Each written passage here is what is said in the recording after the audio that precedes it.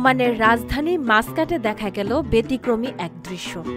সেখানকার এক প্রবাসীর গাড়িতে পাশাপাশি শোভা পাচ্ছেন তিন বিশিষ্ট ব্যক্তিত্ব, বাংলাদেশের প্রধান উপদেষ্টা ডক্টর মোহাম্মদ ইউনুস, ওমানের সুলতান হাইথাম বিন তারেক এবং বঙ্গবন্ধু শেখ মুজিবুর রহমান।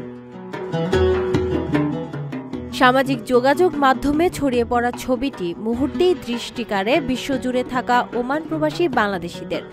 গাড়ির মালিক জানিয়েছেন, তিন নেতার প্রতি সম্মান, ভালোবাসা এবং দুদেশের বন্ধুত্বের প্রতীক হিসেবেই তিনি এই উদ্যোগ নিয়েছেন। ওমানের বাংলাদেশি কমিউনিটিতে ছবিটি ইতোমধ্যে ব্যাপক সাড়া ফেলেছে।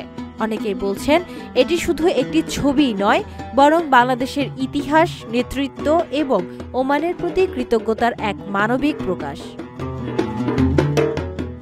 বঙ্গবন্ধু শেখ মুজিবুর রহমান, যার সাহসিকতায় স্বাধীন বাংলাদেশ জন্ম নিয়েছে। প্রধান উপদেষ্টা ডক্টর মোহাম্মদ ইউনুস, যিনি নোবেল বিজয়ী হিসেবে বিশ্বে বাংলাদেশের নাম উজ্জ্বল করেছেন, আর সুলতান হাইথাম বিন তারেক, ওমানকে আধুনিকতার পথে এগিয়ে নেওয়া এক দূরদর্শী রাষ্ট্রনায়ক।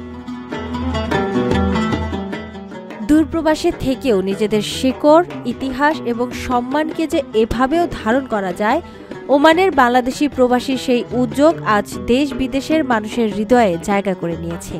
বাংলাদেশ ওমান বন্ধুত্ব আরও সুদৃঢ় হোক, এমনটাই প্রত্যাশা প্রবাসীদের।